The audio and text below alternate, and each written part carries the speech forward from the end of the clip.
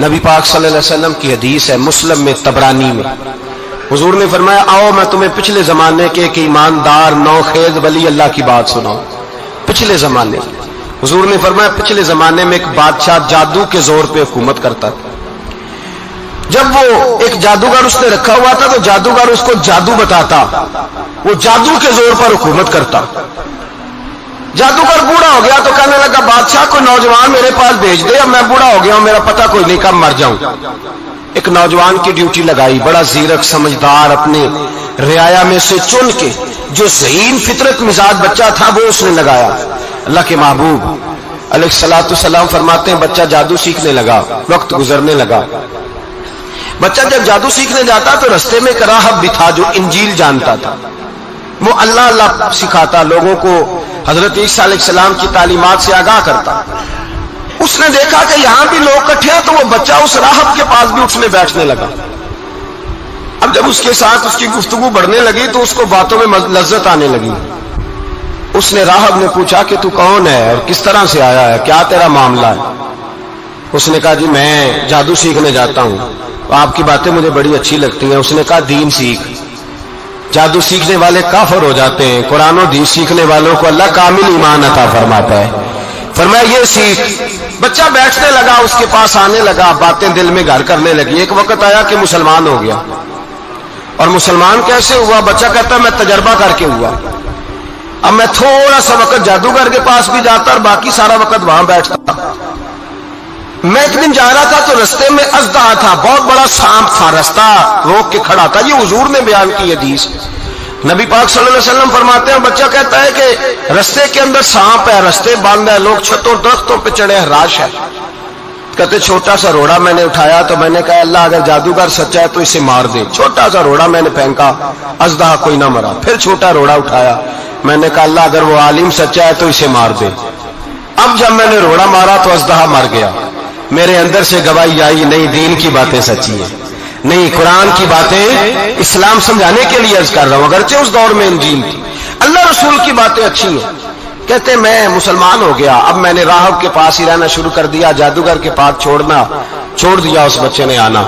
بادشاہ پوچھتا کہاں زیادہ وقت گزارتے ہو تو وہ بات گول کر دیتا، وقت تیزی سے بڑھنے لگا۔ اللہ نے اس نوجوان میں طاقت پیدا کر دی، اب وہ اس کے اندر نا اللہ نے توانائی روحانیت پیدا کر دی، ابھی جوان ہے، 14-15 سال عمر ہے۔ اللہ نے اب جو بیمار بھی آتا وہ دعا کرتا تو اللہ صحت عطا کر دیتا، جو بھی آتا۔ بادشاہ کا ایک درباری تھا، بادشاہ کو پنکھا جلتا تھا، وہ اندھا ہو گیا، کوئی ایسی تکلیف آئی کہ نابینا ہو گیا، بڑے علاج کرائے شفا نہیں ہوئی۔ کسی نے اس بچے کا پتہ بتایا کانوں میں، اس کے پاس گیا تو بچہ کہنے لگا شفا تو ہو جائے گی پر کلمہ پڑھنا پڑے گا، مسلمان ہونا پڑے گا، جس پیغمبر کا میں غلام ہوں تجھے بھی بننا پڑے گا، دین پہ عمل کرنا پڑے گا، اللہ شفا دیتا ہے۔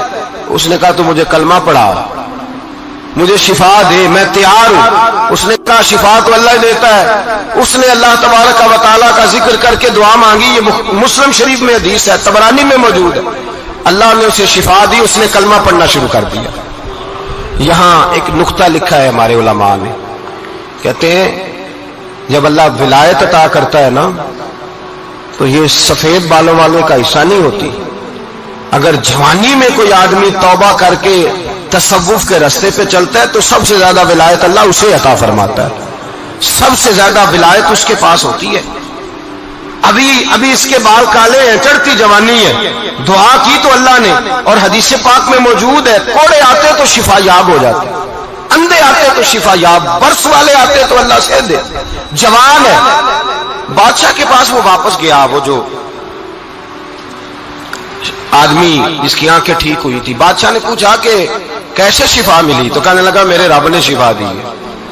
بادشاہ سجدے کراتا تھا، اپنے آپ کو منواتا تھا معاذ اللہ، کہنے لگا میرے علاوہ کون رب ہے؟ اس نے کہا وہی رب ہے جس نے تجھے پیدا کیا ہے، اور وہی رب ہے جس نے مجھے اندھے کو آنکھیں دی ہیں، وہی ہے میرا مالک۔ کہا اچھا تو مجھے نہیں مانتا؟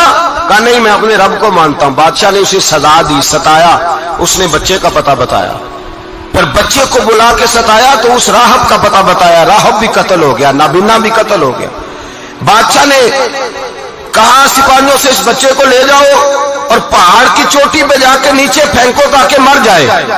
بچہ پہاڑ کی چوٹی پہ گیا تو ہاتھ اٹھا کے کہنے لگا یا اللہ میرے لیے نہیں اپنے لیے، میرے لیے نہیں اپنے لیے انہیں اپنی قدرت کے جلوے دکھا. میرے لیے نہیں، اللہ کے بندے اپنی جان بچانے کی دعائیں نہیں مانگتے، اپنے لیے انہیں اپنی قدرت کے جلوے دکھا. یہ دعا مانگی، جتنے لوگ ساتھ آئے تھے وہ سارے زمین پہ گرے اور سب مر گئے، پہاڑ سے گر کے مر گئے. بچہ واپس سیدھا بادشاہ کے پاس کہنے لگا لو بھائی میرے رب نے مجھے بچا لیا ہے. جوان کا ایمان دیکھو، میرے رب نے مجھے، بولو میرے اللہ نے مجھے ایمان کی گواہی دے رہا ہے، میں بچ گیا ہوں، تو جھوٹا ہے میرا رب سچا ہے. اس نے کہا لے جاؤ اس کو دریا میں، کشتی میں بٹھاؤ، بیچ دریا کے جا کے دھکا دے دو. بیٹھے کشتی میں، دریا کے بیچ گئے اور جب جا کے وہاں اس کو دھکا دینے لگے تو اس نے کہا اللہ میرے لیے نہیں اپنے لیے انہیں اپنی قدرت کے جلوے دکھا.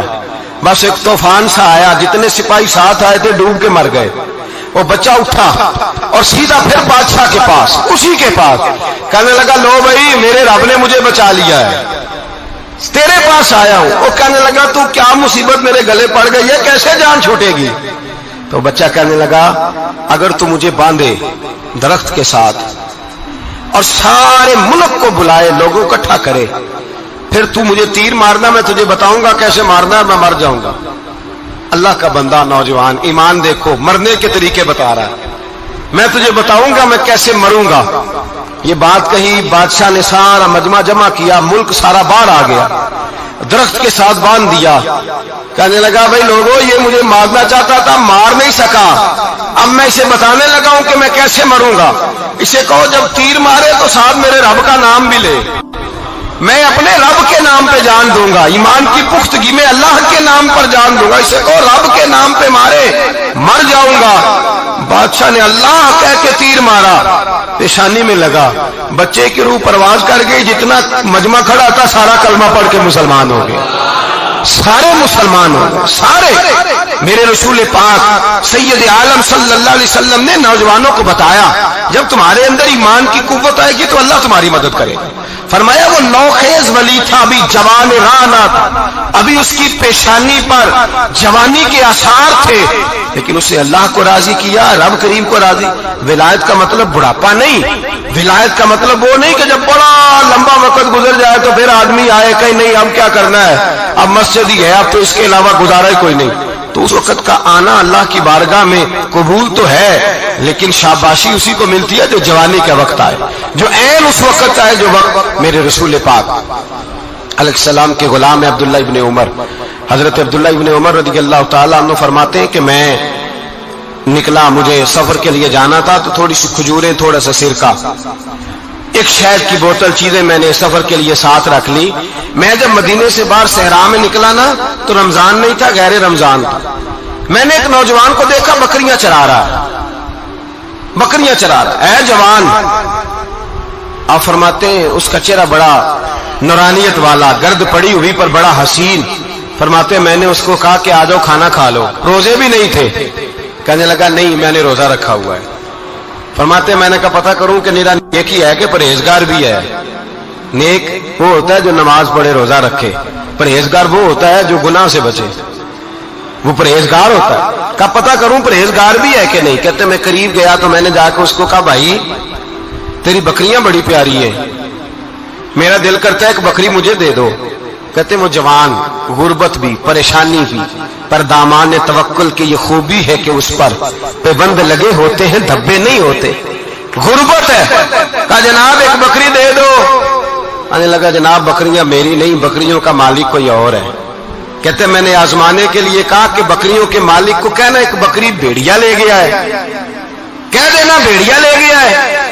تو کہتے اس نے میری طرف دیکھا، گرد سے اس کے بال اٹے ہوئے، آنکھوں میں روشنی، چہرے پہ اطمینان، لب و لہجے میں ایمان کی طاقت. نوجوان کہنے لگا حضور بکریوں کے مالک کو تو کہہ دوں گا بھیڑیا لے گیا ہے، جب عرش کا مالک پوچھے گا تو کیا جواب دوں گا، اللہ کو کیا جواب دوں گا. کہتے ہیں میں کانپنے لگا اس کی بات سن کے، واپس آیا، جو کام نکلا تھا وہ چھوڑا، واپس لوٹ آیا.